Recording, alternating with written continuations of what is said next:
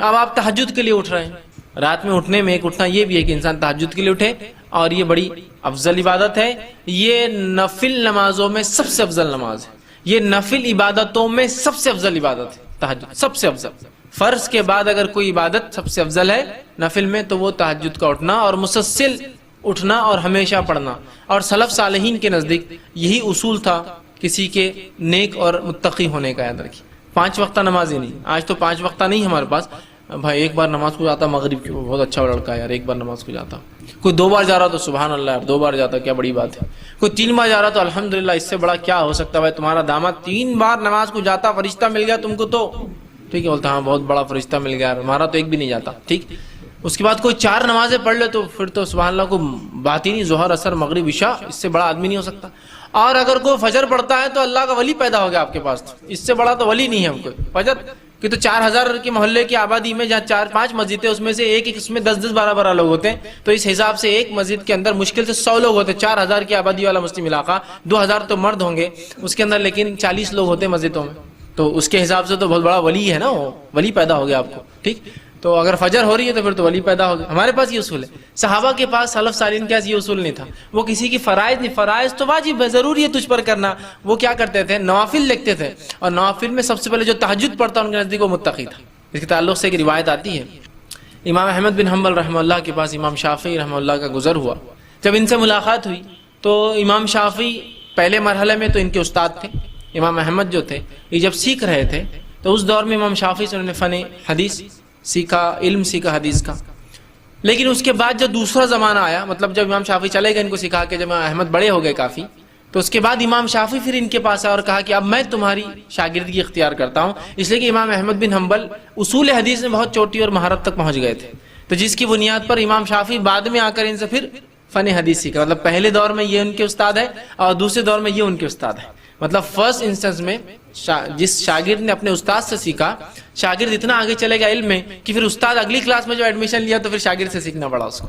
تو یہ بعد میں آ کر اپنے شاگرد سے استادی اور کہا کہ اب تم مجھ سے آگے جا چکے ہو فن حدیث میں، لہٰذا میں تم سے علم سیکھوں گا. اور چونکہ انہوں نے کافی محنت حدیث پر کی اور اپنا جو ہے مسند احمد جو تالیف جو لکھی، جو کہ حدیث کے مجموعے میں سب سے بڑا مجموعہ حدیث کا، جس میں منفرد 30,000 حدیثیں آپ نے جمع کی. یا آپ کتب التسع یا کتب الستہ، وہ 6 کتابیں، یا کتب التسع وہ 9 کتابیں بھی جمع کر لے وہ ایک طرف، اور امام مسند احمد بن حنبل کا جو مسند احمد ایک طرف رکھ دیجئے، اس کا پلڑا بھاری ہے. اس لیے کہ امام بخاری نے جمع کی جو حدیث ہے 7,500 حدیث اپنی کتاب میں، جس میں صرف 2,222 حدیث جو منفرد ہے، باقی ریپیٹیٹیو ہے. جیسے ایک حدیث میں وضو کا بھی ذکر آ رہا، کپڑوں کا بھی ذکر آ رہا، طہارت کا، تو 3 جگہ آتی ہو، وضو کے بیان میں، کپڑوں کے بیان میں، طہارت کے بیان میں، ٹرپل ٹائم ریپیٹ ہو رہی ہو. لیکن امام احمد نے صرف منفرد جمع کی، اس لیے کہ ان کی مسند تھی. ٹھیک، مسند میں یہ ہوتا ہے کہ آدمی سند کے اعتبار سے جمع کرتا ہے، اس میں ٹاپک کے اعتبار سے حدیث جمع نہیں ہوتی، اور سند واحد منفرد ہوتی ہے اکثر. تو انہوں نے منفرد حدیث ایسے جمع کی. تو اس میں 2200 حدیثیں، مشکل 2200 سے 2500، مسلم کے اندر 2000 حدیثیں، ابو داؤد کے اندر 1000 کچھ حدیثیں. تو یہ پورا مجموعہ بھی ایک طرف جمع کر لے حدیث کا، اور صرف مسند احمد ایک طرف رکھ دے تو 30,000 منفرد حدیثیں، اس میں 30,000 منفرد حدیثیں، اور کم و بیش تقریباً حدیث صحیح اور حسن کے درجے تک جاتی ہے. اتنی اچھی روایت ہے. تو امام شافعی ان کے پاس آئے، اس استاد شاگرد نے اپنے استاد کو ویلکم کیا، ٹھیک ہے، کھلایا پلایا خوب اچھے سے. رات میں اپنے بیٹی سے کہا کہ رات میں پانی گرم رکھنا. استاد جو ہے رات میں جب تو اٹھیں گے تو ہو سکتا تہجد کے لیے پانی ٹھنڈا ہو تو اس سے مسئلہ ہو، تو کہا کہ پانی کو جو ہے گرم کر کے رکھنا. اب جب گھر میں کوئی مہمان آتے تو بچوں میں بڑا وہ رہتا، کیا کر رہے، کہاں کھا رہے، کیا پی رہے، کیا بیٹھ رہے. بچے بہت دیکھتے رہتے مہمان کیا کر رہا، اور اگر والدین عزت کر رہے اس مہمان کی تو ان کے لیے مہمان نمونہ آئیڈیل بن جاتا ہے، تو اور دیکھتے ہیں اس کو. تو ان کی بیٹی جو تھی امام احمد کی، وہ رات بھر جاگتی رہی کہ امام شافعی اب کیا کیا کرتے، خاص استاد ہے نا میرے والد کے، کیا کیا عبادتیں کرتے خاص. مطلب بچوں کو بھی یہ معلوم تھا کہ رات کی عبادت کرتے ہیں تو کچھ خاص ہے، ورنہ فرائض تو ٹھیک ہے وہ تو سب کرتے ہیں. اب رات بھر بچی دیکھتی رہی. امام شافعی جو ایک کروٹ سوئے سیدھی، تو سیدھا فجر کی اذان پر اٹھے. جب فجر کی اذان پر اٹھے تو امام احمد بھی نماز کے لیے جانے لگے. تو بچی نے ان کی مزیحتاً ہنستے ہنستے والد کو تنگ کرنے کے لیے کہا، پانی زیادہ ٹھنڈا ہو گیا تھا رات میں، پانی شاید زیادہ ٹھنڈا ہو گیا تھا. مطلب امام صاحب کو آپ نے کہا پانی گرم رکھو، پوری رات میں پانی گرم کر کے رکھی. امام صاحب نے اٹھ کے وضو نہیں کیا تو مذاق کی طور پر اپنے والد سے کہا پانی شاید بہت ٹھنڈا ہو گیا تھا رات میں. تو امام احمد سمجھ گئے کہ مطلب امام شافعی نے وضو نہیں کیا اور نماز نہیں پڑھی تہجد. تو بچی کو خاموش بٹھا کر چلے گئے. فجر کے بعد آئے تو رہا نہیں گئے، دیکھیے فرائض ان کے پاس اصل نہیں تھے، وہ تہجد سے، نوافل کے اہتمام سے انسان کو پرکھتے تھے. تو پوچھ ہی لیا، کہا کہ کچھ مسئلہ تھا استاد، کیا بات ہے آپ نے تہجد نہیں پڑھی؟ حالانکہ تہجد فرض نہیں ہوتی لیکن پھر بھی متقی و پرہیزگار لوگوں کی علامت ہے. تو کہا آپ نے تہجد نہیں پڑھی، کوئی مسئلہ تھا یا مجھ سے کوئی کوتاہی ہوئی، پانی کیا ہوا؟ اس لیے کہ بچی نے وہ جو مذاق کیا ان کو جواب دینا تھا اس کا. تو کہا نہیں ویسا نہیں تھا، جب میں رات میں تمہارے پاس کھانے کو بیٹھا تو میں مطمئن تھا کہ تمہارا کھانا حلال ہوگا، تو لہٰذا میں عام اعتبار سے جتنا کھاتا ہوں اس سے زیادہ کھا لیا، کہ تو میں مطمئن تھا کہ امام احمد بن حنبل کا رزق حلال ہوگا. جب میں جا کر بستر پر لیٹا اور ایک کروٹ لیٹ گیا تو میرے ذہن میں ایک حدیث آ گئی، ایک روایت آ گئی آپ صلی اللہ علیہ وسلم کی، کہ وہ جو بدو آیا تھا، ایک اعرابی آیا اور مسجد نبوی میں داخل ہوا اور صحابہ بیٹھے تھے، جا کر پیشاب کر دیا. تو وہ میرے ذہن میں وہ بات آ گئی، وہ حدیث آ گئی، اور اس حدیث پہ میں غور کرتا رہا اور کچھ فقہی مسائل نکالتا رہا کہ اس سے کیا کیا باتیں اخذ ہو سکتی ہے، کیا کیا باتیں استنباط کر سکتے ہیں، نکال کر ہم بتا سکتے ہیں امت کو کہ یہ مسائل میں یہ کام ہو سکتا ہے. تو وہ مسئلے میرے ذہن میں آنے لگے. تو میں جب لیٹ گیا کروٹ تو وہی حدیث میرے ذہن میں گھومتی رہی اور میں اس کو سوچتا رہا، اور اس ایک حدیث سے میں نے 70 مسائل رات بھر میں نکال لی. مطلب میرا ذہن اسی پہ چلتا رہا کہ کیا کیا نکل سکتا ہے، کہ پیشاب کسی کو تیز آئے تو نماز پڑھ سکتا ہے، اس لیے کہ وہ تیز آیا تھا، نماز پڑھی اور پھر پیشاب کر دیا. تو پتہ چلا کہ وضو تھا تو اس نے سوچا ہوں میں باقی رکھتا ہوں. اسی طرح پتہ چلا کہ کوئی پیشاب کر دے تو اسے روکنا نہیں چاہیے ورنہ روکنے سے ہو سکتا ہے اس کو تکلیف. اسی طرح پتہ چلا کہ اسے روکا جاتا تو وہ بھاگتا تو پیشاب اور پھیل جاتا. تو غلاظت کم جگہ میں ہو رہی تو اس کو ہونے دیا جائے، بعد میں اس کو ہٹایا جائے، بعد میں پانی ڈالا جائے. ایسے مسائل نکالتے رہے. ٹھیک، اسی لیے فقہا کا شریعت نے بڑا مقام ہے یاد رکھی. لیکن وہ مقام بھی نہیں کہ نبی سے آگے چل جائیں گے فقہا. ٹھیک ہے، لیکن ان کا مقام اس لیے کہ وہ ہم کو اخذ کر کے مسائل بتاتے ہیں، لا کر رکھتے ہیں.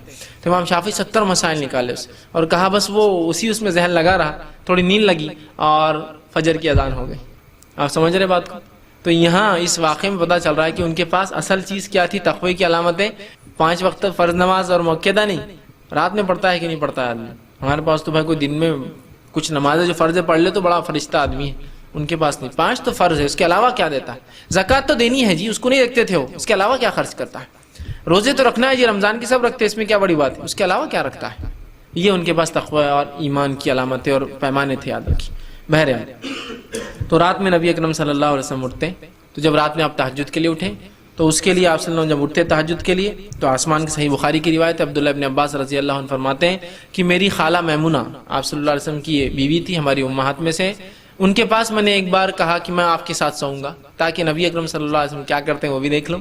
تو جب میں رات میں سویا تھا تو آپ صلی اللہ علیہ وسلم رات کے تیسرے پہر، اس سے پہلے یا اس کے بعد کبھی تو بھی اٹھے، وہ بچے تھے لیکن ایگزیکٹ یاد نہیں، لیکن کبھی تو فجر سے پہلے کا وقت تھا جس کو ہم سحر کا وقت کہہ سکتے ہیں.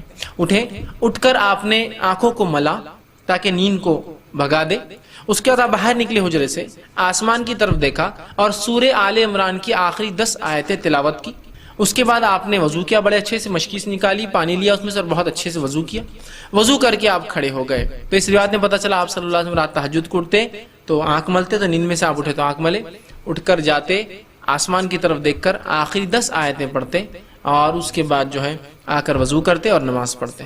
پھر وہ کہتے ہیں کہ جب آپ صلی اللہ علیہ وسلم نماز کو کھڑے ہوئے تو میں بھی وضو کر کے آیا اور آ کر رسول اکرم صلی اللہ علیہ وسلم کے الٹے طرف کھڑا ہو گیا. الٹے طرف، چھوٹے تھے پتہ نہیں ان کو، بچے تھے، آگے کھڑے ہو کے دیکھا آپ سن پڑھ رہے. تو رسول اکرم صلی اللہ علیہ وسلم نے اپنے سیدھے ہاتھ سے مجھے پکڑا اور اپنے سیدھے طرف لیا، چونکہ امام کے سیدھے طرف مقتدی ہوں اگر اکیلا ہے تو، الٹے نہیں. تو پتہ چلا نماز میں یہ چونکہ ضروری حرکت تھی اس لیے کہ وہ نماز غلط، ورنہ لوگ آ کے ادھر کھڑے ہو جاتے پھر سمجھتے یہ امام ہے. تو آپ نے پکڑا اور ادھر لیا. تو اس سے پتہ چلا امام نماز میں بھی مقتدی کی اصلاح کر سکتا ہے اگر ضروری ہو اس طرح کی غلطی. دوسرا پتہ چلا نفل نماز جماعت سے ہو سکتی ہے. بہت سے لوگ پوچھتے ہیں نفل نماز جماعت سے ہوتی ہے کیا؟ تو یہ رات کی نماز آپ سے پڑھے تھے، عبداللہ ابن عباس آ کے جماعت بنا لی، پیچھے سے آئے خاموشی سے کھڑے ہو گئے. پھر وہ کہتے ہیں میں کھڑا رہا. آپ صلی اللہ علیہ وسلم اتنی لمبی نماز پڑھی کہ سورہ بقرہ پڑھ لی، سورہ آل عمران پڑھ لی، تو میں خاموشی سے نکلا جا کے سو گیا. پھر مطلب کھڑے بھی ہوا، لگا کہ میں پڑھ لوں گا، اتنا لمبا پڑھا کہ میں وہاں سے نکلا اور جا کے پھر سو گیا. جب فجر ہوئی تو آپ نے مجھے جگایا اور جگا کر میرا کان پکڑا اور کہا کہ عبداللہ ایسا کرتے کہ پہلے تو نماز کو آئے، کھڑے ہوئے اور پھر چلے ہوئے بیچ میں سے توڑ کے مسکراتے، مطلب صرف ہنسی کے لیے، یہ نہیں کہ ان کو سزا دی، مسکراتے ہوئے کان پکڑا اور کہا کہ ایسا کرتے نماز میں، مطلب آئے تم پہلے کھڑے ہوئے، غلط کھڑے ہو گئے، پھر ادھر سے آئے اور پھر جا کے سو گئے اور میں پھر سو گیا. تو اس میں دیکھیے کتنی باتیں پتہ چلی کہ ایک تو آپ اٹھ کر رات میں تہجد پڑھتے اور آسمان کی طرف، تو آپ تہجد کو اٹھتے ہیں تو آسمان کی طرف دیکھ کر آپ یہ پڑھ سکتے ہیں. اس طرح کی آسمان نہ دیکھ سکے، ایسا خواتین گھر سے باہر نہیں نکل سکتی تو بہرحال آپ وہیں پڑھ لے ویسا، لیکن یہ سنت ہے آپ پڑھنا اور اس کے بعد پھر آپ تہجد کو کھڑے ہوتے تھے. ٹھیک، تو یہ اس طرح سے جو ہم اگر اٹھتے ہیں تو کریں. اسی طرح اگر آپ صبح اٹھتے ہیں، سمجھ لیجیے کسی نے ایک سوال کیا تھا، رات کے آخری حصے تہجد میں جو بھی دعا مانگی جائے وہ قبول ہوتی ہے، تہجد کی نماز پڑھ کر ہی دعا مانگی جائے تو ہی وہ قبول ہوتی ہے، یا اگر اس وقت ہماری نیند بیدار ہو جائے مگر نماز پڑھنے کے بجائے اپنی جگہ پر لیٹے ہوئے یا بیٹھے ہوئے ہی بغیر وضو کے دعا کی جائے تو کیا وہ دعا قبول ہوتی ہے؟ دیکھیے سب سے پہلی چیز آگے انہوں نے پھر لکھا، تہجد کی نماز پڑھنے کا بہترین وقت کون سا ہے؟ رات کے 3 بجے سے آخری حصہ رات کا شروع ہوتا ہے، تو کس وقت پڑھنا زیادہ بہتر ہے؟ اگر ہم اپنے بیڈ پر جا نماز بچھا کر نماز پڑھیں تو کیا ایسا پڑھ سکتے ہیں؟ دیکھیے سب سے پہلی چیز تو یہ کہ جو رات کے تیسرے آخری پہر میں جو فضیلت ہے، جو صحیح مسلم کی روایت ہے، عموماً ہم رمضان میں سنتے ہیں لیکن یہ سال بھر کے لیے حدیث کیا ہے؟ آپ سے فرماتے ہیں رات کے آخری پہر میں، آخری حصے میں اللہ رب العزت پہلے آسمان میں، آسمانی دنیا پر آ جاتا ہے اور ایک ندا، ایک آواز لگاتا ہے، کوئی مغفرت کا طلب کرنے والا، میں مغفرت دینے بیٹھا ہوں، اللہ اس کو حکم دیتا ہے۔ پھر ایک آواز آتی ہے، کوئی مانگنے والا مجھ سے، میں دینے کے لیے بیٹھا ہوں۔ ہر روز، رمضان میں خاص نہیں، ہر روز رات کے آخری پہر میں اللہ رب العزت دنیاوی آسمان پہ آ جاتا ہے۔ کیسے کیا واللہ عالم، بس آ جاتا ہے بس، اور ایک آواز لگاتا ہے، اللہ حکم دیتا ہے، لگاؤ آواز، ہے کوئی مانگنے والا، میں دینے بیٹھا ہوں، ہے کوئی مغفرت طلب کرنے والا، میں مغفرت دینے بیٹھا ہوں اس وقت، ٹھیک ہے۔ اب نبی اکرم صلی اللہ علیہ وسلم اس وقت کا فائدہ کیسا اٹھا وہ دیکھنا پڑے گا ہم کو، طریقہ مانگنے کا۔ آپ صلی اللہ علیہ وسلم نماز پڑھتے تھے۔ اب یہ الگ بات ہے کہ آپ رات میں اٹھ جائیں، چونکہ جو کاغذ پر آتے میں خواتین کے سوال سمجھتا ہوں تو ان کے حساب جواب دیتا ہوں۔ اگر آپ رات میں اٹھ جائے اور آپ کی حالت ایسی نہ ہو کہ آپ نماز پڑھ سکتی ہو فرض، یا کوئی بھی نماز پڑھنے کی حالت نہ ہو، تب میں کہہ سکتا ہوں پھر آپ دعا کر لیں، اس رات کے وہ حصے کا فائدہ اٹھا لیں دعا کی شکل میں۔ لیکن اگر آپ عام حالت میں ہیں، جب آپ پاک ہوتے ہیں، تو پھر تو آپ کو نماز پڑھنا، اس لیے کہ آپ صلی اللہ علیہ وسلم دعا کی اور نماز پڑھ کر کی، تو ہم نماز پڑھیں گے، اس لیے کہ عبادت کے بعد اگر نماز یا کوئی کام کیا دعا کرے تو یہ بہت اچھا موقع ہوتا ہے، اور ایک وہ وسیلہ بن جاتا ہے وہ عبادت آپ کی دعا کے لیے، یاد رکھیے۔ تو آپ تہجد پڑھیے، اس لیے کہ اٹھ کر نماز پڑھنے میں جو مشقت ہے اس مشقت کا بدلہ بھی اللہ دیتا ہے۔ اٹھ کر نماز پڑھیے، اس نماز کے پڑھنے کے بعد آپ دعا کیجیے، یہ زیادہ بہتر اور افضل، اور یہی طریقہ نبی اکرم صلی اللہ علیہ وسلم ملتا ہے۔ سوائے اس کے کہ آپ ایسی حالت میں نہ ہو نماز پڑھنے کی، تو آپ رات میں اٹھ جائیں، نیند میں ہو تو دعا کر لیں، اس لیے کہ آخری پہر ہے، لیکن اصل طریقہ تو یہی کہ تہجد پڑھیں۔ کون سا وقت بہتر ہے؟ تہجد کا سب سے افضل وقت آخری حصہ ہے رات کا، شروع ہوتا ہے عشاء کی بعد سے، آخری جو پہر آخری حصہ ہوتا ہے وہ تو رات میں بہرحال یہ مختلف علاقوں میں مختلف رات کا ڈیوریشن ہوتا ہے، تو وقت بدل جائے گا۔ جیسے ہمارے پاس اورنگ آباد کے اندر فجر کا وقت جو ہے تقریباً 4:15 یا 20 منٹ سے شروع ہوتا ہے، بمبئی میں 4:40 سے ہو رہا ہوں ان دنوں میں، یا 4:20 یا 4:25 سے شروع ہوتا ہے، تو اس کے اعتبار سے 4:25 سے پہلے آپ کو تہجد پڑھنا پڑ جاتا ہے۔ بہت سے لوگ سمجھتے ہیں جب تک فجر کی اذان نہیں ہوتی تب تک وقت رہتا ہے تہجد کا اور سحر کا، ہمارے پاس فجر کی اذان، فجر کے وقت سے آدھا گھنٹہ پون گھنٹہ کہ وطر کے تعلق سے، وطر کب پڑھے، وطر کتنی رکعت پڑھے، وطر کا طریقہ کیا ہے، قنوت نازلہ کب پڑھنی چاہیے، قنوت کا طریقہ کیا ہے، کیا قنوت کے بغیر نماز ہوتی یا نہیں ہوتی، وطر کو سونا کیا ضروری ہے یا بغیر سوئی کے وطر ہو جاتی، مطلب تہجد کی بات چونکہ وطر پڑھتے ہیں، تہجد کے تعلق سے بہت سارے سوالات تھے کہ تہجد کے لیے سونا کیا ضروری اور فرض ہے، اور بہرحال کیا جس میں بہت زیادہ لوگوں کے سوالات تھے، تو انشاءاللہ عزیز ان سوالات کو ہم نے سب کو جمع کیا، اور آج انشاءاللہ عزیز ہم آپ کے سامنے جو ہے میں آپ کے سامنے وطر کے تعلق سے اور تہجد کے تعلق سے کچھ باتیں رکھوں گا۔ ہم پہلے وطر دیکھیں گے پھر تہجد۔ اس کی وجہ یہ ہے، حالانکہ وطر کوئی ضروری نہیں کہ عشاء کی بات پڑھی جائے، یہ کبھی بھی پڑھی جا سکتی ہے عشاء سے لے کر فجر تک، لیکن عموماً ہم دیکھتے ہیں ہمارے علاقوں میں، ہندوستان، پاکستان، بنگلہ دیش میں لوگ وطر عشاء کی بات پڑھتے ہیں، تو میں پہلے وطر کی مسائل رکھ دیتا ہوں چونکہ اس کو عموماً لوگ پڑھتے ہیں، اور اس کے بعد انشاءاللہ کچھ باتیں تہجد کے تعلق سے آپ کے سامنے رکھ دوں گا تاکہ وہ باتیں بھی ہمارے سامنے انشاءاللہ عزیز آ جائیں، ٹھیک۔ تو آئیے ہم سب سے پہلے وطر کی نماز کی فضیلت دیکھتے ہیں کہ وطر کی نماز کی کیا فضیلت ہے۔ وطر ویسے کہتے ہیں آڈ کو، مطلب کسی چیز کو جو ایون ہو، جس کو کہ جفت ہو، اس کو طاق کر دینا، مطلب ایون کو آڈ کر دینا۔ جیسے کہ ہم نماز پڑھ رہے ہیں رات میں، اور نماز ہم پڑھتے ہیں 2 4 اس طرح سے ہوتی ہے، 2 2 2 2 جب ملتی جائیں گی تو اس کے بعد وہ ایون نمبر ہو جاتا ہے، ٹھیک ہے، جفت ہوتا ہے، تو اس کو طاق کرنے کے لیے، آڈ کرنے کے لیے جو ایک رکعت پڑھی جاتی ہے اس کو وطر کہا جاتا ہے، یاد رکھیے، ٹھیک ہے۔ تو بہرحال وطر جو ہے ایک مستقل عبادت ہے اور ایک مستقل نماز ہے۔ بہت سارے لوگوں کو یہ غلط فہمی ہوتی ہے کہ وطر جو ہے عشاء کا ایک حصہ ہے، اس لیے میں بات رکھا ہوں، تو وطر کوئی عشاء کا حصہ نہیں ہے، وطر ایک مستقل نماز ہے، ایک مستقل عبادت ہے جو نبی اکرم صلی اللہ علیہ وسلم کیا کرتے تھے، اور آپ پر یہ عبادت فرض بھی تھی، یاد رکھیے، امت پر فرض نہیں۔ تو آپ یہ عبادت تو کرتے تھے اور مستقل کرتے تھے، شہر میں ہو، سفر میں ہو، اور ہمیشہ جو ہے آپ اس نماز کو پڑھا کرتے تھے۔ تو وطر ایک مستقل عبادت ہے، اور اس عبادت کو ہمیں چاہیے کہ ہم جو ہے کوشش کریں کہ ہم کریں، اور یہ عشاء کا حصہ نہیں ہے، یاد رکھیں۔ عشاء کے ساتھ بھی پڑھی جا سکتی ہے لیکن پارٹ آف عشاء نہیں ہے۔ جیسا بہت سارے لوگ اگر کوئی وطر پڑھ کے نہیں گیا تو بولتا ارے عشاء پڑھے اور وطر نہیں پڑھے آپ نے تو عشاء بھی قبول نہیں ہوتی، اس لیے کہہ رہا ہوں وطر ایک مستقل الگ عبادت ہے، عشاء کی نماز ایک الگ عبادت ہے، یاد رکھیں۔ لیکن عموماً ہمارے پاس وطر کے بعد، معاف کرنا، عشاء کے فوراً بعد وطر پڑھ لیتے ہیں، ملاتے ہیں، تو ایسا لگتا ہے جیسا کہ یہ اس کا حصہ، جبکہ وہ اس کا حصہ نہیں، یاد رکھیے۔ نبی اکرم صلی اللہ علیہ وسلم نے ارشاد فرمایا، اور یہ جو ہے جامع ترمذی اور جو ہے سنن دارمی کی روایت، آپ نے فرمایا اور کہا اللہ تعالیٰ نے ایک نماز کے ذریعے تمہاری مدد فرمائی ہے اور وہ نماز وطر ہے، اسے عشاء اور طلوع فجر کے مابین بیچ میں پڑھا کرو۔ اللہ تعالیٰ نے ایک نماز کے ذریعے تمہاری مدد فرمائی ہے تو تم اس نماز کو عشاء کے بعد سے لے کر فجر کے پہلے تک پڑھا کرو۔ تو اس حدیث سے یہ بات واضح ہوگی، عشاء کا وطر کا وقت کیا ہے؟ عشاء کے بعد سے لے کر فجر کے پہلے تک۔ یہ کس کا وقت ہے؟ وطر کی نماز پڑھنے کا وقت ہے، اور وطر کی نماز کے ذریعے اللہ رب العزت نے مسلمانوں کی کیا کی؟ مدد فرمائی ہے، ہیلپ کی ہے۔ مطلب یہ بہت افضل نماز ہے، ہم کوشش کریں کہ اس نماز کو ہم پڑھا کریں، ٹھیک ہے۔ تو یہ نماز مستقل عبادت ہے، عشاء کے بعد بھی پڑھی جا سکتی ہے لیکن عشاء کا حصہ نہیں ہے، اور عشاء سے لے کر فجر کے شروع ہونے سے پہلے تک اس نماز کو ایک انسان کبھی بھی ادا کر سکتا ہے۔ اسی طرح ابو داؤد کی روایت ہے، یہ اس کی فضیلت، اور اس میں تو پہلی روایت میں ایک فضیلت پتہ چلی اور ایک وقت بھی پتہ چلا۔ دوسری ایک روایت جو ابو داؤد کی، ترمذی کی اور نسائی میں بھی یہ روایت آتی ہے، اس حدیث کے الفاظ اس طرح سے، نماز وطر تمہاری جو ہے، حضرت علی رضی اللہ عنہ فرماتے ہیں، اور ان کا قول اور بعد میں حدیث بھی اس کے اندر ہے، وہ فرماتے اور کہتے ہیں نماز وطر تمہاری فرض نمازوں کی طرح حتمی تو نہیں، وطر کی نماز تم لوگوں کے لیے فرض تو نہیں جیسا کہ فرض نمازیں ہیں۔ پھر وہ کہتے ہیں لیکن اللہ کے رسول صلی اللہ علیہ وسلم نے اپنایا، مطلب اس کو عمل کیا، اس کو پڑھا اور فرمایا اللہ وطر طاق ہے، اللہ وطر ہے، طاق ہے، آڈ ہے، اور آڈ کو پسند کرتا ہے، واللہ وطر ویحب الوطر، اللہ آڈ ہے اور آڈ کو پسند کرتا ہے۔ اللہ آڈ مطلب اللہ ایک ہے، اور آڈ ڈیجٹس کو پسند کرتا ہے، اس لیے نبی اکرم صلی اللہ علیہ وسلم کا عمل اگر آپ دیکھیں تو آپ اکثر عمل کو آڈ کرتے تھے، 1، 3، 5، یہاں تک کہ آپ کھانے میں ویسے ہی کرتے تھے، کھجور کھاتے تو 1 کھاتے، 1 سے زائد ہوتی تو 3 کھاتے، 3 سے زائد کھاتے تو 5 کھاتے۔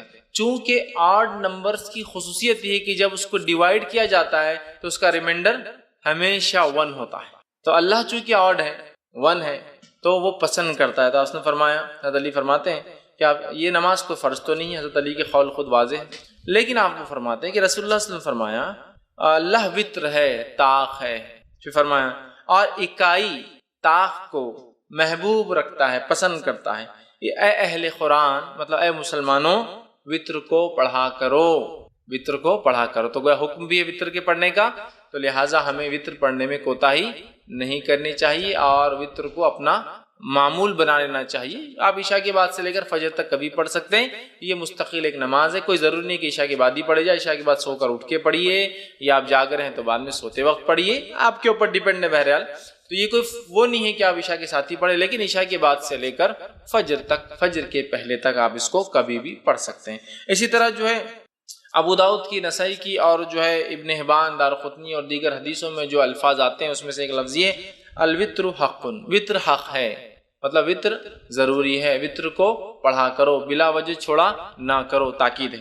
دوسری کی روایت میں فرمایا اور کہا الوطر حق علی کل مسلم، وطر حق ہے ہر مسلمان کے اوپر، مطلب اے مسلمانوں وطر تم پر حق ہے، جتنا ہو سکے وطر کو پڑھا کرو۔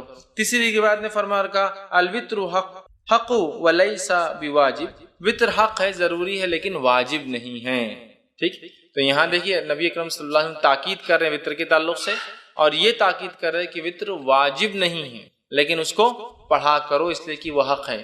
تو اوپر کی روایتوں میں جو حق ہے کہ الفاظ بار بار آ رہے ہیں، اس سے یہ بات واضح ہو رہی ہے کہ وطر بڑی اہم نماز ہے، بلا وجہ سے چھوڑنا نہیں چاہیے، کوشش کرنا چاہیے کہ اس کو جتنا ہو سکے اتنا پڑھا جائے۔ لیکن یہ بات یاد رکھ لیجیے، نماز واجب نہیں، چونکہ آپ سمجھ خود حدیث ہے وطر حق ہے لیکن یہ جو ہے واجب نہیں ہے، ضروری نہیں ہے۔ اور یہ بات میں اس لیے بھی رکھ رہا ہوں کہ بہت سارے لوگ یہ سمجھتے ہیں کہ اگر وطر نہ پڑھے عشاء کی بات تو عشاء نہیں ہوئی، اس لیے بھی رکھ رہا ہوں۔ وطر ایک مستقل الگ عبادت ہے، لیکن وہ عشاء کے ساتھ پڑھی جا سکتی ہے، لیکن وہ عشاء کا پارٹ نہیں ہے، اس کے نہ پڑھنے سے عشاء میں کوئی کمزوری نہیں آتی ہے، ٹھیک ہے، یہ بتانا میرا مقصود تھا۔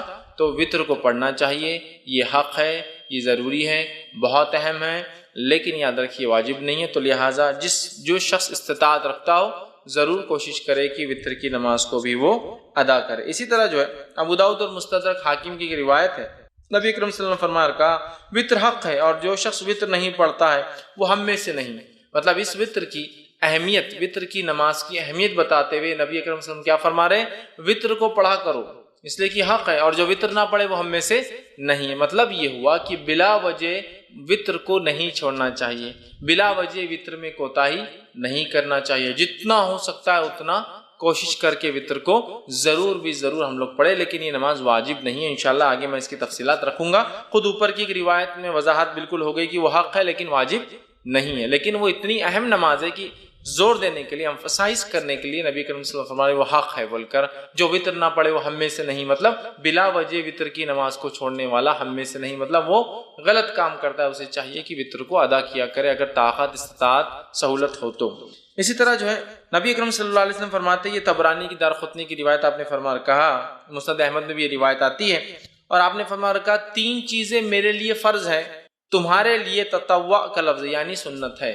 3 چیزیں میرے لیے واجب ہے، فرض ہے، میں اس کو کرتا ہوں، اور تمہارے لیے یہ چیز جو آپ سے فرماتے سنت ہے۔ کیا کیا ہے؟ قربانی، آپ نے فرمایا قربانی نبی کا فرض تھی، ہمارے لیے سنت ہے۔ دوسرا فرمایا نماز وطر، نماز وطر نبی کریم صلی اللہ علیہ وسلم کے لیے فرض تھی، ہمارے لیے سنت ہے۔ اور تیسرا فرمایا فجر کے پہلے کی 2 رکعتیں، فجر کی 2 رکعت نماز، یہ دوسروں پر آپ نے فرمایا سنت ہے، مطلب تطوع ہے، لیکن میرے لیے یہ چیزوں کو اللہ نے واجب کر دیا، فرض کر دیا۔ تو اس سے بھی وطر کی اہمیت پتہ چلتی ہے کہ کتنی اہم ہے۔ اسی طرح جو ہے نبی اکرم صلی اللہ علیہ وسلم کا جو معمول تھا وہ یہ تھا، آپ وطر کی نماز کو کبھی نہیں چھوڑتے تھے، آپ کو یہاں تک کہ سفر میں بھی وطر کی نماز پڑھتے ہوئے دیکھا گیا۔ مطلب وطر کی نماز کو نبی اکرم صلی اللہ علیہ وسلم نے اپنا معمول بنا دیا تھا، اور آپ سفر میں بھی، حالانکہ سفر میں قصر ہوتا ہے، جمع بھی ہو سکتی ہے، نمازیں ملائی بھی جا سکتی ہے، 2 نمازیں، فجر اپنے وقت پر، ظہر اثر ایک ساتھ پڑھ سکتے ہیں آپ، چاہے ظہر کے وقت میں چاہے اثر کے وقت میں، مغرب عشاء ایک ساتھ پڑھ سکتے ہیں، چاہے مغرب کے وقت میں چاہے عشاء کے وقت میں، تو گویا 3 وقت میں 5 نمازیں ہوتی ہے، اور اس میں بھی قصر کا آپ کو موقع ہے، مطلب نمازیں ہاف ہو جاتی ہے، فجر 2 کی 2 رکعت ہوتی ہے فرض، ظہر کی 4 کی 2 ہو جاتی ہے، عصر کی 4 کی 2 ہو جاتی ہے، مغرب کی 3 ہوتی ہے، اور عشاء کی 4 کی 2 ہو جاتی ہے۔ مطلب فرض میں بھی قصر ہے، لیکن نبی اکرم صلی اللہ علیہ وسلم نے اس حالت میں بھی جو ہے وطر کو پڑھا، وطر کو پڑھا۔ تو وطر کی نماز اس سے پتہ چلتا ہے بڑی اہمیت کے حامل ہے۔ اب وطر کی نماز کیا ہے، اس کا حکم کیا ہے؟ سنت ہے، واجب ہے، موقدہ ہے؟ جیسے ہمارے پاس جو عموماً چلن ہے واجب الوطر بولتے ہیں، وہ کیوں؟ وہ جو حدیث میں نے اس سے پہلے آپ کے سامنے رکھی کہ جو وطر نہ پڑھے وہ ہم میں سے نہیں ہے، تو اس سے پتہ چلا رہی ہے تو بہت اہم ہے، ورنہ مسلمان نہیں ہے وہ شخص۔ لیکن علماء لکھتے ہیں یہ وضاحت کے لیے ہے، اہمیت بتانے کے لیے ہے، لیکن یہ اسلام سے خارج نہیں ہوتا کوئی وطر کی وجہ سے، ٹھیک ہے؟ تو یہ واجب نہیں، بلکہ اس کے تعلق سے صحیح قول یہ کہ وطر کا پڑھنا سنت موقدہ ہے، واجب نہیں یاد رکھ، اس لیے کہ ہمارے پاس اور خاص طور سے حنفی مسلک میں فرض الگ چیز ہے، واجب الگ چیز ہے، جبکہ ہمارے نزدیک یہ ہے کہ فرض اور واجب ایک ہی چیز ہے، یاد رکھیں فرض اور واجب کی اہمیت ایک جیسی ہوتی ہے۔ تو بہرحال وہ کہتے واجب ہے، ٹھیک ہے، ہم کہتے واجب نہیں، سنت موقدہ ہے، سنت موقدہ، اور یہی قول جمہور علماء کا یاد رکھیے، اور نبی اکرم صلی اللہ علیہ وسلم کی ایک حدیث میں نے آپ کے سامنے پہلے رکھ بھی دی تھی۔ اسی طرح ایک اور روایت ہے جو میں نے پہلے آپ کے سامنے رکھی تھی، جس میں آپ نے فرمایا اور کہا کہ یہ جو ہے آپ فرماتے نہیں سوائے اس کے تطوع یعنی سنت نفل پڑھے، مطلب وطر کی نماز یہ جو ہے یہ سنت ہے، سنت موقدہ ہے۔ ایک رات نے فرمایا مجھ پر فرض ہے اور تم لوگوں پر تطوع، تم لوگوں پر کیا ہے؟ سنت ہے، تم لوگوں پر یہ نماز فرض نہیں ہے۔ تو اس سے پتہ چلا یہ نماز واجب نہیں بلکہ سنت موقدہ ہے، ٹھیک ہے۔ اسی طرح امام مالک جو ہے اور مسند احمد کے اندر روایت آتی ہے، عبادہ بن صامت رضی اللہ عنہ اس کے راوی فرماتے اور کہتے ہیں کہ جس کے اندر آپ صلی اللہ علیہ وسلم نے فرمایا کہ یہ تطوع، یہ نماز سنت ہے، نہ کہ تم پر فرض، تو بلکہ یہ جس کو ہم کہیں گے عام زبان میں سنت موقدہ جو کہتے ہیں نا، ایسی سنت جس کو نبی اکرم صلی اللہ علیہ وسلم نے ہر حال میں کرنے کی کوشش کی، یہ نماز ایسی ہے، یاد رکھیے وطر۔ اب وطر کی نماز کا وقت کب شروع ہوتا ہے اس کے تعلق سے دیکھ لیتے ہیں. تو میں سمجھتا ہوں پہلی حدیث میں نے درس کی ابتدا میں جو بتائی واضح ہے کہ یہ نماز کے ذریعے اللہ نے ہماری مدد کی، اور یہ نماز عشاء کے بعد سے لے کر فجر کے پہلے تک پڑھی جا سکتی ہے. ٹھیک، تو اس کا وقت شروع ہوتا ہے عشاء کے بعد سے فجر کے طلوع مطلب سورج مطلب فجر کے شروع ہونے سے پہلے تک، مطلب اس کو عام زبان میں کہوں تو عشاء کے بعد سے سحر کے وقت کے ختم ہونے تک. چونکہ سحر کا وقت ختم ہوتا ہے تو فجر شروع ہو جاتی ہے، تو اس کا وقت رات میں عشاء کے بعد سے لے کر سحر کے شروع ہونے کے پہلے تک ہے. تو ہم لوگ کوشش کریں کہ اس عمل کو جو ہے اگر ہم کرنا چاہتے ہیں تو عشاء کے بعد سے لے کر فجر کے پہلے تک کر سکتے ہیں. ابو داؤد، ترمذی اور ابن ماجہ کی روایت ہے، آپ صلی اللہ علیہ وسلم فرمایا اور کہا اسے نماز عشاء اور طلوع فجر کے مابین پڑھو. عشاء کے بعد اور طلوع فجر کے شروع ہونے کے بیچ میں کہیں آپ اس نماز کو پڑھ سکتے ہیں، یاد رکھیں. ٹھیک ہے، اسی طرح جو ہے آپ صلی اللہ علیہ وسلم فرماتے ہیں، اور صحیح بخاری اور صحیح مسلم کی متفق علیہ روایت، آپ نے فرمایا اور کہا نبی اکرم صلی اللہ علیہ وسلم رات کے ہر حصے میں نماز وتر ادا فرمائی، ابتدائی حصے میں بھی، وسط شب میں بھی، اور رات کے آخری حصے میں بھی. اور یہ روایت حضرت عائشہ سے ہے کہ حضرت عائشہ فرماتی کہ آپ صلی اللہ علیہ وسلم وتر کی نماز عشاء کے بعد بھی پڑھتے تھے، اس کے بعد سے لے کر نماز رات کے کسی بیچ کے حصے میں بھی پڑھتے تھے، اور اس کے علاوہ رات کے آخر حصے میں بھی پڑھا کرتے تھے. تو اس سے پتہ چلا کہ وتر کی نماز عشاء کے بعد سے لے کر فجر کے پہلے تک کبھی بھی پڑھی جا سکتی ہے، اور نبی اکرم صلی اللہ علیہ وسلم نے عشاء کے بعد سے لے کر فجر کے پہلے تک پڑھا. اسی طرح ایک دوسری روایت صحیح بخاری اور صحیح مسلم کی، آپ نے فرمایا اور کہا اور آپ صلی اللہ علیہ وسلم نے جن دنوں میں وفات پائی، مطلب یہ روایت بھی عائشہ فرماتی اور کہتی ہے اس روایت میں کہ جن دنوں میں نبی اکرم صلی اللہ علیہ وسلم وفات پائی ان دنوں میں آپ آخری حصے سحر کے وقت وتر کو پڑھا کرتے تھے. اس سے کیا پتہ چلا؟ آپ صلی اللہ علیہ وسلم عشاء کی بعد بھی پڑھتے، بیچ میں پڑھتے، اور آخر وقت میں، لیکن آپ نے کیا کیا؟ اس کو آخر وقت میں اللہ کے رسول اس کو سحر کے وقت پڑھا کرتے تھے. اسی طرح جو ہے نبی اکرم صلی اللہ علیہ وسلم کا جو ہے ایک حکم ہے، حدیث ہے جو صحیح بخاری صحیح مسلم کی روایت، آپ نے فرمایا کہا صبح ہونے سے پہلے پہلے وتر کو پڑھ لو، مطلب صبح ہونے سے پہلے پہلے تک وتر کو ہم کو پڑھ لینا چاہیے. تو پتہ چلا وتر عشاء کے بعد سے لے کر فجر کے پہلے تک کبھی بھی آپ پڑھ سکتے ہیں، اور نبی اکرم صلی اللہ علیہ وسلم نے اس کو عشاء کے بعد سے لے کر فجر تک کبھی بھی پڑھا. اور اس کو ہم کہیں گے عشاء کے بعد بھی پڑھی جا سکتی ہے، لیکن آخر وقت میں پڑھنا افضل ہے، سحر کے وقت میں پڑھنا افضل ہے. اس لیے کہ انسان سوتا ہے، سو کر اٹھتا ہے، اٹھنے کے بعد پھر نفل نمازیں مطلب تہجد پڑھتا ہے، اور تہجد کے بعد اگر وتر پڑھتا ہے تو یہ افضل ہے، یاد رکھیے. اب آپ کہیں گے خالی وتر کو رات میں کیوں اٹھنا ہے؟ تو تہجد بھی پڑھنا، لیکن میں تہجد انشاءاللہ آخری میں رکھوں گا وہ حصہ. تو یہ جو وتر کو ہم کہہ رہے ہیں آخری وقت میں پڑھنا افضل ہے، اس سے مراد ہے آخری وقت میں انسان رات میں اٹھے، تہجد کی نماز پڑھے، تہجد کے بعد اپنی وتر پڑھ لے. صحیح مسلم کی روایت ہے ماں عائشہ رضی اللہ عنہا سو جاتی تھی، آپ ان کو اٹھاتے تھے اور کہتے عائشہ اٹھ اور وتر پڑھ لے، مطلب تہجد ادا کر، اور تہجد ادا ہونے کے بعد اپنی وتر کی نماز، چونکہ عموماً صحابہ آخر وقت میں وتر پڑھتے تھے، چاہے تہجد کے وادی تھے، لہٰذا چونکہ تہجد ایک بہت افضل عمل ہے، یاد رکھیے بہت افضل، نفل نمازوں میں سب سے افضل نماز ہے یہ، تو لہٰذا وہ لوگ روکے رکھتے تھے اپنی نماز کو وتر کو، اور تہجد میں اٹھتے تھے، تہجد میں اٹھنے کے بعد وتر پڑھتے تھے. تو اللہ کے رسول صلی اللہ علیہ وسلم ماں عائشہ کو اٹھاتے تھے تاکہ وہ اپنی وتر ادا کرے، مطلب تہجد پڑھ لے اور اس کے بعد وتر بھی ادا کرے. تو یاد رکھیے یہ آخری وقت افضل ہے، لیکن کوئی ضروری نہیں ہے، آپ کو ڈر ہے خدشہ ہے رہ جائیں گی چھوڑ نہیں پڑھ پاؤں گا، تو بہرحال پہلے بھی پڑھ سکتے ہیں. اسی طرح جو ہے جامع ترمذی، ابن ماجہ اور مسند احمد کی روایت ہے، نبی اکرم صلی اللہ علیہ وسلم فرمایا کہا تم میں سے جس شخص کو یہ اندیشہ ہو کہ وہ رات کے آخری حصے میں نہیں جاگ سکیں گا تو اسے چاہیے کہ رات کے پہلے حصے میں ہی وتر پڑھ لے. جس کو ایسا لگے کہ میں رات میں نہیں اٹھ سکتا ہوں تو اسے چاہیے کہ وتر پہلے پڑھ لے، مطلب عشاء کے بعد پڑھ لے. پھر فرماتے اور کہتے ہیں پڑھ لے. اور جسے آخر رات میں قیام کا شوق ہو اور طمع ہو کہ وہ کرے، قیام کرے، اس کو شوق ہو، اس کو لگا ہو، اسے چاہیے کہ وہ رات کے آخری حصے میں، جس کو ڈر ہو یا میں اٹھ نہیں پاؤں گا، شک ہو رہا ہے، یا میں روز پڑھتا ہوں تہجد لیکن آج جاگا بہت دیر تک تو اٹھ نہیں پاؤں گا، یا پھر میں روز بھی نہیں اٹھ پاتا ہوں تہجد کے لیے، بس عشاء ہو جاتی ہے فجر کو اٹھتا ہوں تو بیچ میں نہیں اٹھ پاؤں گا، تو پھر وہ عشاء کی بات پڑھ لے. ایسا نہیں، جس کو شوق ہے رات کی نماز پڑھنا چاہتا ہے، تہجد پڑھنا چاہتا ہے، تو پھر کیا کرے، وہ وتر کو روکے رکھے، تہجد کے بعد اس کو ادا کرے. اسی طرح صحیح مسلم کی روایت ہے، نبی اکرم صلی اللہ علیہ وسلم فرمایا اور کہا بے شک رات کے آخری حصے کی نماز میں فرشتے آتے ہیں اور یہی افضل ہے.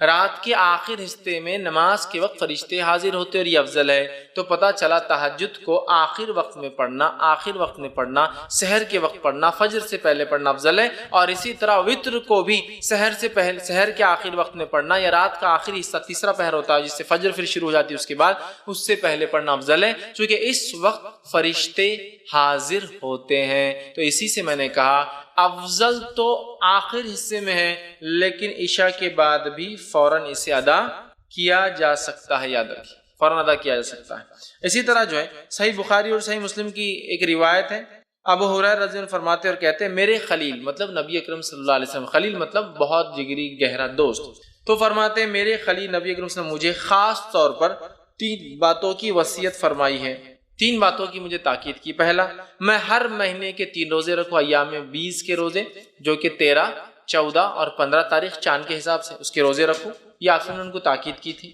چاند کی جو ہے 13، 14 اور 15 تاریخ کو میں روزے رکھوں۔ اسی طرح آپ نے فرمایا اور کہا صلاۃ الضحیٰ یعنی چاشت کی 2 رکعتیں نماز پڑھوں۔ اسی طرح فرماتے اور کہا یہ کہ سونے سے پہلے میں وتر پڑھ لیا کروں، مطلب سونے سے پہلے پڑھ لیا کروں، مطلب انسان سونے سے پہلے وتر پڑھ سکتا ہے، اور ہم جانتے ہیں وتر رات کی آخری نماز ہوتی ہے اور تہجد کے بعد ہوتی ہے، تو لہٰذا کوئی انسان بغیر جاگے بغیر سوئے بھی تہجد پڑھ سکتا ہے۔ یہ جواب ہے۔ بہت سے لوگ بولتے ہیں نا تہجد کے لیے سونا ضروری ہے، افضل ہے سو کر اٹھ کر پڑھنا، اس لیے کہ اٹھنا، مشقت کرنا، وضو کرنا، ٹھنڈا اور گرم پانی کا مسئلہ ہوتا ہے رات میں پھر بھی کرنا، یہ افضل ہے لیکن ضروری نہیں ہے، یاد رکھیں۔ بہت سے لوگ بولتے ہیں ارے تم تو سوئی نہیں تو تہجد کیسے پڑھیں گے؟ آپ نے کیا فرما رہے ابو ہریرہ رضی اللہ عنہ کو کہ سونے سے پہلے وتر پڑھ لینا، مطلب اگر تم سونے کا ڈر ہو کہ صبح نہیں اٹھ پاؤں گے تو وتر پڑھ کر سونا، اور صحابہ ظاہر سی بات ہے تہجد کی بھی عادی تھے، یہ تو کوئی جلدی بھی پڑھ سکتا ہے تہجد، یاد رکھیے، یا پھر بغیر سوئے کی بھی رات بھر جاگ لیا کسی کاز کی کسی وجہ سے، ریزن کی وجہ سے، تو پھر میں تہجد پڑھ کر سو سکتا ہوں،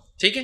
اب ایک انسان نے تہجد کی نیت، مطلب مثال کے طور پر آج اس نے ارادہ کیا کہ میں سو جاتا ہوں، اس لیے کہ تہجد کا ارادہ نہیں۔ اب اگر رات کے آخر حصے میں نیند جاگ گئی، سمجھ لیجئے رمضان کے مہینے میں عموماً ہم لوگ وتر کا بھی اہتمام تہجد کا بھی کرتے ہیں، اب یہ سوچا کہ رات میں تو وتر پڑھ لی اور سو گیا، اب تہجد میں اٹھا تو وتر تو آخری نماز ہونا چاہیے رات کی، وتر نماز آخری ہونا چاہیے رات کی، تو اب میں کیا کروں؟ کیا میں ڈبل وتر پڑھوں رات میں اٹھ کے؟ مطلب میں نے وتر پڑھا اور سو گیا۔ بہت سے لوگ سوال کرتے ہیں ہم وتر پڑھ کے سو جاتے ہیں پھر کیا کریں؟ تو وتر پڑھ کر اگر آپ سو گئے ہیں اور رات میں نیند ہوشیار ہو جائے اور تہجد پڑھنا چاہے تو آپ صرف تہجد پڑھیں گے، وتر کو آپ ڈبل نہیں پڑھیں گے، اس لیے کہ ایک رات میں 2 وتر نہیں ہو سکتی ہے۔ اس تعلق سے آپ سن کی حدیث ہے، ابو داؤد جامع ترمذی اور نسائی کی جو ہے سنن نسائی کی روایت ہے، آپ نے فرمایا کہا ایک رات میں 2 وتر نہیں ہوتی۔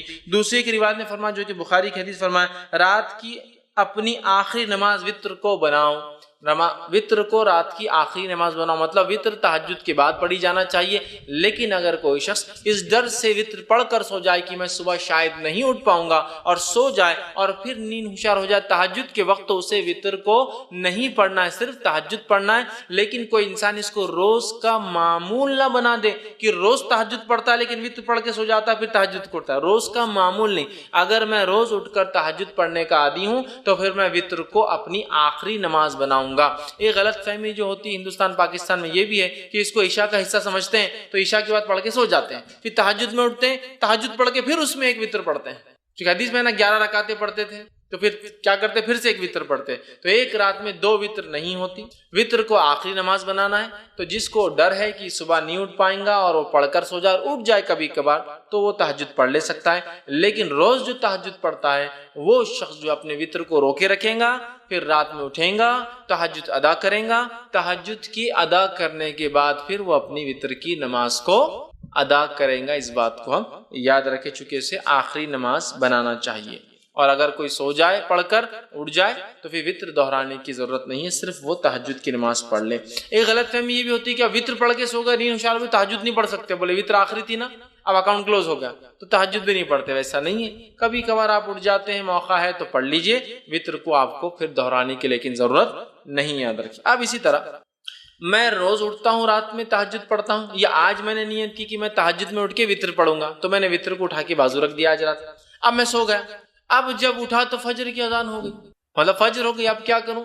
تو کیا میری وطر کی قضا ہوگی؟ چلو تہجد تو چلے گی، چھوڑو، چونکہ تہجد کا مسئلہ نہیں، لیکن وطر تو بڑی اہم نماز تھی۔ تو یاد رکھیے وطر کی نماز ایک ایسی نماز ہے جس کی قضا نبی اکرم صلی اللہ علیہ وسلم ثابت ہے۔ چونکہ آپ اتنا پڑھتے تھے، کثرت سے پڑھتے تھے، ہمیشہ پڑھتے تھے، سفر میں پڑھتے تھے، گھر پر پڑھتے تھے، کہ آپ نے اس کی قضا بھی کی۔ اور اس تعلق سے ایک روایت ہے جو ابو داؤد، مستدرک احمد اور جو مستدرک حاکم کی حدیث، آپ نے فرمایا جو شخص وطر سے سویا رہ جائے، مطلب ارادہ تھا اٹھ کے پڑھوں گا لیکن سو گیا، روز پڑھتا تھا سو گیا، یا آج نیت کر کے وطر نہیں پڑھی کی تہجد پڑھوں گا اور میں سو گیا، تو آپ فرماتے ہیں جو شخص وطر سے سویا رہا، سو جائے یا بھول جائے، اب یاد ہی نہیں رہی آج وطر پڑھا نہیں پڑھا، مطلب جاگتا تو رہا لیکن بھول گیا، بھول جائے تو وہ انہیں صبح کے وقت یا پھر جب یاد آ جائے پڑھ لے۔ تو پھر وہ شخص اسے صبح کے وقت اور جب یاد آ جائے، حالانکہ وطر کب پڑھنا ہے؟ صبح سے پہلے، فجر سے صبح چالو ہو جاتی ہے، فجر سے پہلے پڑھنا ہے، لیکن جو شخص سویا رہا یا بھول گیا وہ کیا کرے؟ وطر کو صبح پڑھ لے یا جب یاد آ جائے جب پڑھ لے۔ اس سے پتہ چلا وطر کی نماز کی قضا ہو سکتی ہے، لیکن روز کا معمول نہیں ہو سکتا ہے۔ جیسے روز فجر چھوٹتی تو اسی قضا کرتے، وطر روز چھوڑ کے نہیں ہو سکتا ہے، لیکن اگر چھوٹ جائے آدمی کی، آج ارادہ کر کے سویا تھا کہ تہجد پڑھوں گا، وطر چھوڑ دیا تھا، تو پھر صبح نیند ہوشیار ہونے کے بعد وطر پڑھ لے، چاہے فجر میں اٹھے وقت ہو تو پڑھ لے، پھر فجر کی نماز پڑھے، یا فجر کا وقت ہے تو پھر فجر پڑھ لے، اور اس کے بعد سورج نکلنے کا اگر نکلنا شروع ہوگا تو انتظار کرے، اور نکلنے کے بعد صبح میں پڑھ لے۔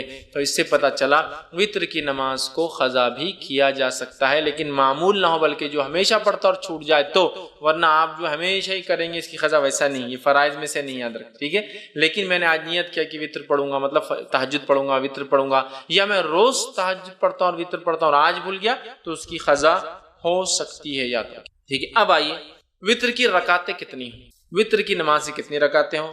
تو وطر کی نماز صحیح بخاری اور صحیح مسلم کی روایت ہے، اب سنن نسائی ہے، مستدرک حاکم ہے، بیہقی ہے، اور اتنی ساری حدیثیں آتی ہیں جس کے اندر آپ صلی اللہ علیہ وسلم سے وطر کی نماز 1 رکعت، وطر کی نماز 3 رکعت، وطر کی نماز 5 رکعت، وطر کی نماز 7 رکعت اور وطر کی نماز 9 رکعت ثابت ہے، اور کچھ روایتوں میں وطر کی نماز 11 رکعت اور 13 رکعت بھی ثابت ہے، لیکن زیادہ مشہور اور معروف چیز جو ہے وہ 1 رکعت، 3 رکعت، 5 رکعت، 7 رکعت اور 9 رکعت معروف ہے، لیکن کچھ علماء نے 11 بھی ثابت کی ہے اور 13 بھی ثابت ہے، لیکن اس میں تھوڑا سا شبہ یہ ہے کہ وہ 11 تہجد کے ساتھ تھی اور 13 تہجد کے ساتھ فجر کی 2 تھی، بولتے، اس لیے میں وہ نہیں لے رہا ہوں، لیکن 9 رکعت تک تو بالکل ثابت ہے۔ لیکن ہمارے پاس چلن کس چیز کا ہے؟ کیا چیز مشہور اور معروف ہے؟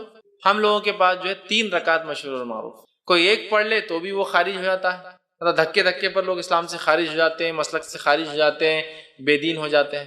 1 رکعت بھی ثابت ہے، لیکن 3 معروف، لیکن 3 ضروری نہیں، یاد رکھیے، 1 بھی، 3 بھی، 5 بھی، 7 بھی اور 9 رکعتوں تک پڑھ سکتے ہیں۔ اب آئیے ایک کے بعد ایک ہم دیکھتے ہیں یہ نماز، اس کی دلیل اور اس کے بعد اس کا طریقہ، یہ 1 کیسی پڑھیں گے، 3 کیسی پڑھیں گے، 5 کیسی پڑھیں گے، 7 کیسی پڑھیں گے اور 9 رکعت کیسے پڑھیں گے، ٹھیک ہے۔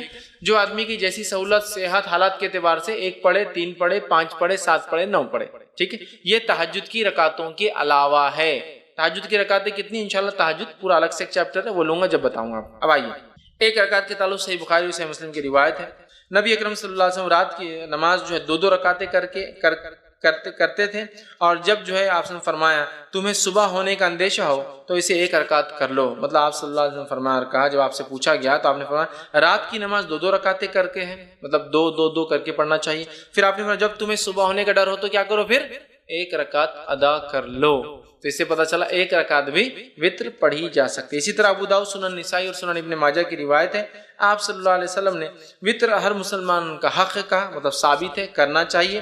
جو شخص 5 رکعتیں پڑھنا چاہے وہ 5 پڑھ لے، جو شخص 3 پڑھنا چاہے پسند کر 3 پڑھ لے، اور پھر جو صرف 1 ہی وطر پڑھنا چاہے تو وہ 1 ہی پڑھے۔ اس حدیث میں کتنے لفظ آگے؟ 5 پڑھنا چاہے 5 پڑھے، 3 پڑھنا چاہے 3 پڑھے، 1 ہی پڑھنا چاہے تو 1 ہی پڑھے۔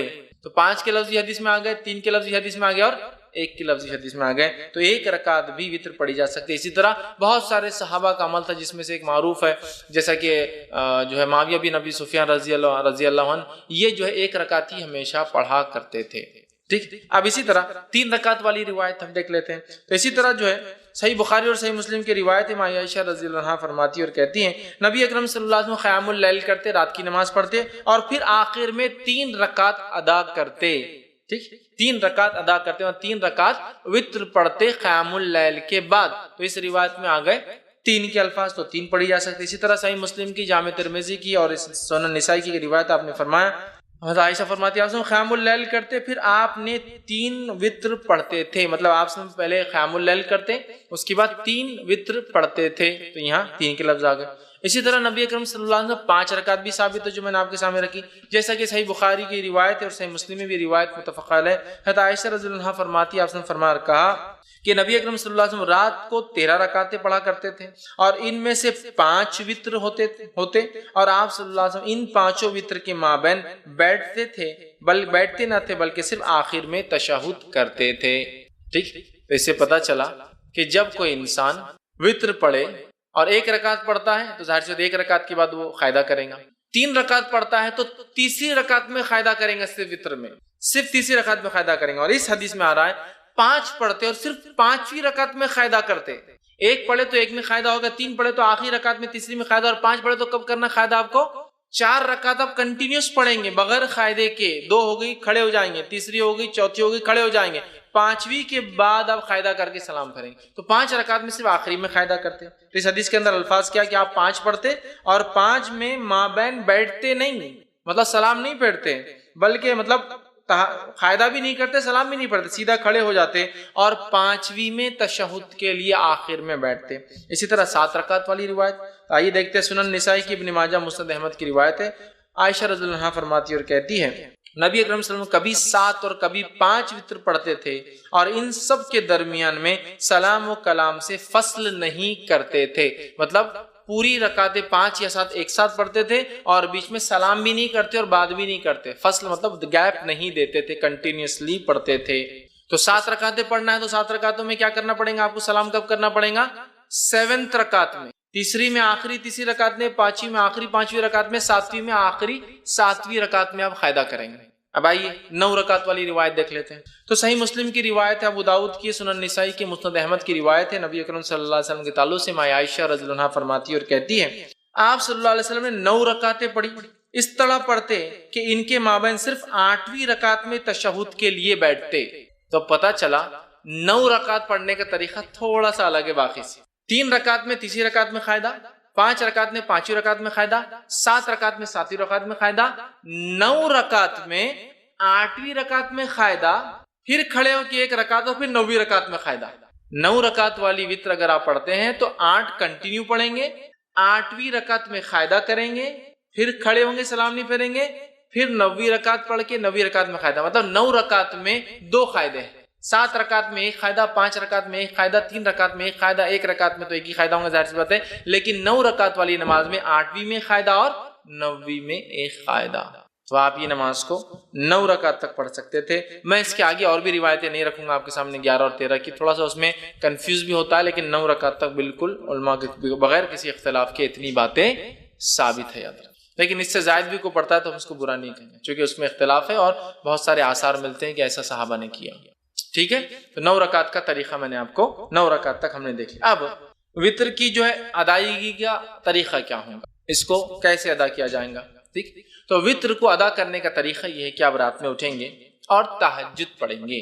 چونکہ یہ نماز وتر کی بات ہو رہی ہے، رات کی نماز کی بات ہو رہی ہے. ٹھیک، اور وتر کی نماز جو ہے قیام اللیل کے بعد آپ سے پڑھتے ہیں، تہجد کی بات پر. تو آپ رات میں اٹھیں، اٹھنے کے بعد 2، 4، 6 یا 8 رکعتیں آپ نماز پڑھیں گے، 2 کر کے 2 یا 4 یا 6 یا 8 رکعت نماز پڑھیں گے. ان نمازوں کے بعد 1 یا 3 یا 5 یا 7 یا 9 رکعت وتر پڑھیں گے. ہوگی بات ختم. یہ طریقہ ہے. پہلے آپ تہجد کے لیے اٹھیں گے، تہجد کی نماز پڑھیں گے جو کہ 2 یا 4 یا 6 یا 8 رکعت زیادہ سے زیادہ. یہ پڑھنے کے بعد آپ 1 رکعت یا 3 رکعت یا 5 رکعت یا 7 یا 9 رکعت وتر پڑھیں گے. یہ اس کا پڑھنے کا طریقہ ہے. یاد رکھیے، طریقہ یاد رکھیے، اور یہی یاد رکھیے، درست چیزیں یاد رکھیے کہ ہم جو ہے اس طرح سے اس نماز کو ادا کرے تہجد کے بعد. اب جو سب سے مشہور طریقہ ہے وتر کا وہ 3 رکعتیں ہیں جو ہمارے پاس بھی چلتا ہے، تو اس کو تھوڑا سا اور ڈیٹیل میں جاتے ہیں. سب سے مشہور طریقہ جو وتر کا ہے وہ 3 والا ہے. وہ کیوں؟ حضرت عائشہ کی وہ روایت یاد کیجئے موطا امام مالک کی کہ نبی اکرم صلی اللہ علیہ وسلم رمضان یا غیر رمضان 11 رکعتوں سے زیادہ نہیں پڑھتے تھے. تو 11 رکعت میں 8 رکعت تہجد کی اور 3 رکعت وتر کیا. تو 3 پڑھنا سب سے مشہور طریقہ ہے. اب یہ 3 پڑھنے کا طریقہ کیا ہے؟ اس طریقے سے اس 3 رکعت کو پڑھنے کے 2 طریقے ہیں. میں سمجھو آپ زیادہ کنفیوز نہیں ہو رہے ہیں, ہر چیز کلیئر کرتے ہو جا رہے ہیں. 3 رکعتوں کو پڑھنے کے 2 طریقے. 2 طریقے کیا ہیں؟ 2 سلام سے 3 رکعت یا 1 سلام سے 3 رکعت. تھوڑا اس کو اور وضاحت کرتا ہوں. 2 سلام اور 2 قاعدے سے 3 رکعت یا 1 سلام اور 1 قاعدے سے 3 رکعت. طریقہ بتاتا ہوں. پہلا طریقہ, آپ نماز وتر کے لیے کھڑے ہوئے, آپ نے تکبیر کہی, ہاتھ باندھ لیا. اب آپ نماز پڑھتے ہیں 2 رکعت. 2 رکعت نماز ختم ہونے کے بعد قاعدہ کرتے ہیں. قاعدے کے بعد آپ السلام علیکم ورحمۃ اللہ, السلام علیکم ورحمۃ اللہ کرتے ہیں. کتنی رکعت ہوئی؟ 2. پھر 2 کے بعد آپ کھڑے ہوتے 1 رکعت کی نیت سے. پھر آپ رکعت باندھتے ہیں, 1 رکعت پڑھ کے قاعدہ کرتے السلام علیکم ورحمۃ اللہ, السلام علیکم ورحمۃ اللہ. 3 رکعت وتر, 2 سلام اور 2 قاعدے سے. 2 سلام ہے, 2 کے بعد سلام پھیر دیا, مطلب قاعدہ بھی ایک زیادہ ہوا, یہ بھی ہوا. اس کے بعد 1 رکعت پڑھی, 1 قاعدہ کیا اور سلام پھیرا. 2 سلام 2 قاعدے سے. دوسرا طریقہ 1 سلام اور 1 قاعدے سے. پہلا طریقہ سمجھ میں آ گیا, 2 رکعت پڑھی, سلام پھیر دیا, پھر کھڑے ہوئے 1 رکعت پڑھی, سلام پڑھی, تو قاعدے بھی 2 ہوئے, سلام 2 ہوئے. اب 1 سلام سے اور 1 قاعدے والا طریقہ, آپ نے رکعت باندھی وتر کی, 3 رکعت کی نیت سے آپ کھڑے ہوئے, اللہ اکبر کے ہاتھ باندھا, کنٹینیوسلی 3 رکعت پڑھیں گے. اب 1 ختم ہوئی, دوسری پڑھا آپ نے, دوسری ختم ہوئی, بیٹھیں گے نہیں, اب قاعدے میں کھڑے ہو جائیں گے, تیسری آپ پڑھیں گے. تیسری رکعت کے پڑھنے کے بعد آپ قاعدہ کریں گے اور پھر السلام علیکم رحمۃ اللہ السلام. 1 قاعدہ اور 1 سلام سے 3 رکعت اور 2 قاعدے 2 سلام سے 3 رکعت. سمجھ میں آ گئی بات؟ کلیئر ہے؟ بہت زیادہ کنفیوژن نہیں. سعودی عرب میں سب سے زیادہ معروف طریقہ وہ پہلا والا ہے. 2 رکعت پڑھتے ہیں, سلام پھیر دیتے ہیں, پھر 1 رکعت پڑھتے ہیں. ہندوستان کے اندر 3 پڑھتے ہیں, لیکن تھوڑا سا مسئلہ ہوتا ہے. ہم 3 رکعت 1 قاعدے اور 1 سلام سے نہیں پڑھتے, 3 رکعت 2 قاعدے 2 سلام, بالکل مغرب کی نماز کے جیسے. آپ کو بولے مغرب کے ایسا وتر کو نہیں پڑھنا ہے تو پھر ایک نیا لاتے ہیں, ہم الگ کر رہے ہیں نا, بیچ میں ہاتھ اٹھاتے ہیں نا, تیسری رکعت میں اللہ اکبر بول کے پھر ہاتھ باندھتے ہیں. حالانکہ ہر طرف تو رفع منسوخ ہو گیا بولتے ہیں, ہاں لیکن ثابت کرتے ہیں. تو اپنی حاجت کو پوری کرانے کا طریقہ میں بتا رہا ہوں. 2 رکعت نفل پڑھیے, اس کے بعد اللہ سے مانگیے. مانگنے کے ادب بھی بتا دیتا ہوں, حالانکہ اس میں نہیں ہے, لیکن بتا دیتا ہوں ادب کیا ہے مانگنے کا, ورنہ یہ ادب بھی ہم بھول جاتے ہیں. آپ صلی اللہ علیہ وسلم نے ایک بار دیکھا, ایک شخص آیا, اس نے 2 رکعت نماز پڑھی, اس کے بعد اس نے دعا مانگی اور چلے گیا. آپ نے کہا اس کی قبول نہیں ہوئی. پھر ایک شخص آیا, 2 رکعت نماز پڑھی, اس کے بعد اللہ کی حمد و ثنا کی, اللہ کے رسول پر درود بھیجا اور پھر دعا کی, آپ نے کہا قبول ہو گئی. تو دعاؤں کے آداب کیا ہے؟ نماز پڑھا آپ نے 2 رکعت نفل, اس کے بعد سب سے پہلے اللہ کی حمد و ثنا کیجیے. اب اللہ کی حمد و ثنا کیا ہے؟ کوئی بھی سورہ فاتحہ پڑھی حمد و ثنا ہے, سورہ اخلاص پڑھی حمد و ثنا ہے, تعریف کیجیے اللہ کی, آیت الکرسی پڑھی حمد و ثنا ہے. خاص الفاظ کوئی ثابت نہیں, رسول اللہ جو پڑھنا چاہے پڑھی, ہوگی حمد و ثنا. رسول پر درود کیا ہے؟ اللہم صلی علی محمد, درود ابراہیم پڑھ لیجیے. پھر کہیے اپنی دعا, اے اللہ میرا فلاں مسئلہ فلاں مسئلہ فلاں مسئلہ فلاں مسئلہ فلاں مسئلہ فلاں مسئلہ, ایسی دعا کیجیے. اور اس میں بھی یہ دعا کیا کیجیے ہمیشہ, ورنہ ایسا نہ ہو کہ ہم اپنے بد دعائیں اپنے لیے مانگے دعا سمجھ کر. اے اللہ میرے لیے خیر اور بہتر ہو, اس دین کے لیے, میرے معاش کے لیے اور میری آخرت کے لیے, تو قبول کر. اس میں بھی اگر آپ جلبازی کرنی ہے اللہ یہ ہونا ہی, تو کبھی کبھار دعا کی شکل میں بد دعا مانگتے اپنے لیے ہم, تو ہم سمجھ رہے یہ بہتر ہے, کل کو پتا چلا نقصان دہ تھی. ایسی دعا کیجیے, اللہ اگر میرے دین کے لیے, معاش کے لیے, آخرت کے لیے عافیت ہو, اچھا ہو تو نزدیک کر, مجھے اس سے نزدیک کر, یا اگر میرے دین اور معاش اور آخرت کے لیے برا ہو تو اس سے مجھے, ایسی دعا کیجیے. ورنہ کبھی کہہ رہا ہوں دعائیں تو مانگتے اللہ کو, لیکن در حقیقت تو بد دعائیں رہتی اپنے لیے, ہم کو تو نہیں معلوم یہ اچھا ہے برا ہے, بس مانگ رہے یہی چھونا, جب دے دیتا ہے تو پھر بولتے ہیں یار میرے ساتھ ایسا کیوں ہوا. تو آپ نے ضد ایسی کی تھی, آپ بہتر انداز سے اللہ سے مانگتے. تو اس کے ادب کیا ہے؟ اللہ کی حمد و ثنا, رسول اللہ پہ درود, اور اپنی حاجت کا پھر اللہ کے سامنے رکھنا, اور اللہ کو اس معاملے میں سپرد کر دینا. تو بہتر جانتا ہے, میں تو مانگ رہا ہوں, بہتر ہے تو مجھے دے یہ چیز, اگر میرے لیے چیز بہتر نہیں تو مجھ سے دور کر دے. ٹھیک. اور دعاؤں کو پکے الفاظ میں مانگنا چاہیے, یہ بھی ایک ہم سے غلطیاں ہوتی ہیں. رسول اللہ فرمایا دعاؤں کو پکے الفاظ میں مانگو. اے اللہ تو یہ چاہے تو ایسا کر دے, نہیں مانگنا. اللہ کو کون, اس کے اوپر کون ہے جو اس کو چاہے گا؟ اللہ کے اوپر کوئی اتھارٹی جو تو چاہیں گا تو اس کی, اے اللہ اگر بہتر ہے تو یہ میرے لیے کر دے, پکے الفاظ. سمجھے؟ رسول اللہ فرمایا دعائیں پکے الفاظ میں کیا کرو, کچے الفاظ میں نہیں. اے اللہ اگر تو بہتر سمجھے تو کر دے. کیوں؟ اللہ کو معلوم ہے کیا بتا, اگر اللہ بہتر ہو تو کر دے, تو بہتر سمجھے تو کر دے. کیوں؟ بہتر ہو تو کر دے, بہتر نہیں ہے تو مت کر. پکا الفاظ, کچے الفاظ مت ادا کیجیے, ایسے الفاظ مت ادا کیجیے ڈاماڈول والے ہو. یہ تو اللہ کے اوپر رسول اللہ فرماتے کوئی حاکم تھوڑی ہے جو طے کرے گا. تو چاہے تو, چاہت کیا ہے؟ اللہ تو سمجھے بہتر تو کر دے, نہیں سمجھے بہتر تو میرے لیے برا ہے تو دور کر دے مجھ سے. رسول اللہ دعائیں پکے الفاظ میں مانگا کرو, یہ مت کیا کرو تو چاہے تو فلاں, تو چاہے تو اللہ کے اوپر کوئی تھوڑی اتھارٹی ہے جو اس کی چاہت اور نہیں چاہت. پکے الفاظ میں اللہ بہتر ہو تو کر دے, نہیں بہتر ہے تو دور کر دے, بس ختم. ایک دم بہترین الفاظ، پکے الفاظ، کچے الفاظ میں نہ کریں، ٹھیک ہے؟ تو یہ بھی دعاؤں کے بہرحال کبھی موقع ملا تو اسی اعمال کی طرف آگے بڑھنا چاہیے۔ اب آئیے وہ کیا اعمال ہیں جن اعمال کے کرنے سے اللہ رب العزت کی یہ مخلوق نازل ہوتی ہے، اترتی ہے، آتی ہے، گواہ بنتی ہے، دیکھتی ہے، لکھتی ہے، اور رب العزت کو جا کر رپورٹ پیش کر دیتی ہے کہ تیرے بندوں کو فلاں فلاں ہم نے پایا۔ حالانکہ اللہ تعالیٰ کو کسی چیز کی ضرورت نہیں ہے، اللہ تعالیٰ مکمل طور سے جانتا ہے کہ ان کے بندے کیا کرتے ہیں اور کب کرتے ہیں، پھر بھی اللہ رب العزت نے چونکہ انہیں ہم پر گواہ بنا دیا ہے، یہ آ کر اللہ کو رپورٹ دیتے ہیں۔ تو آئیے چند اعمال، میں یقیناً آج پورے وہ عمل نہیں رکھ سکوں گا جن اعمال کی وجہ سے یا بدولت فرشتے اترتے ہیں، لیکن انشاءاللہ ان میں سے کچھ اعمال ضرور رکھوں گا، اور جو عمل میں نے خاص چنے ہیں یہ وہ عمل ہے جو کرنے میں کوئی بہت محال نہیں ہے، مطلب بہت خطرناک والے عمل نہیں رکھ رہا ہوں کہ فرشتے فلاں کے لیے آ جائیں گے، یہ وہ اعمال ہے بہت چھوٹے ہیں۔ چھوٹے سے مراد ہماری مشقت کے اعتبار سے، اللہ کے نزدیک بہت بڑے اس لیے تو فرشتے اتر رہے ہیں، لیکن ہماری مشقت اور تکلیف کے اعتبار سے